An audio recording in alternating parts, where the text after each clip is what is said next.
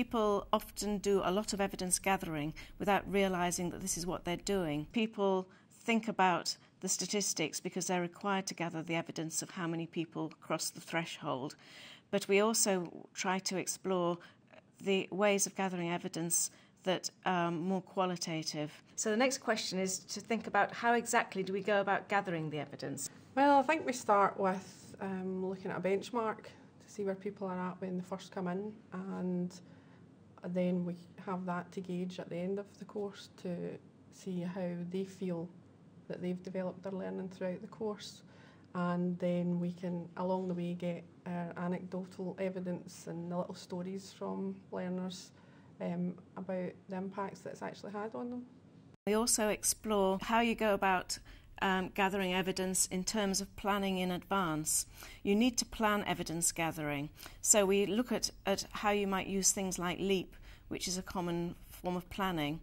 Yeah, I think at the beginning of a piece of work you do plan ahead and also take advantage of opportunities if they do come up. I think if somebody says something you think that's quite meaningful, it might take a minute to say, right, can we talk about that a bit more, or as a group, and even just noting that in some of your session recordings, or we do personal learning plans. We also look at how you can go about gathering evidence that maybe is informal and appears without expectation, and how you can harness that evidence and use it later on.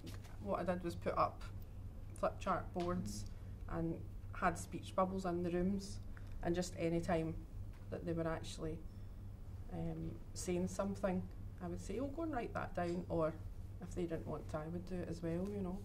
When we were doing emailing, and would email between the group, and it would be their comments to each other within the group. Can you believe that I can do this? And you know, so it was the statements they were making to each other about what they were actually managing to do.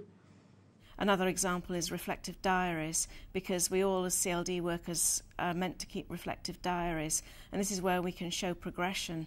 We can show that people have come to us lacking self-esteem, lacking confidence, but at the end of a programme or working with us over a period of time, they've got a job, they've gained in confidence, they've reached their potential, and they've moved on.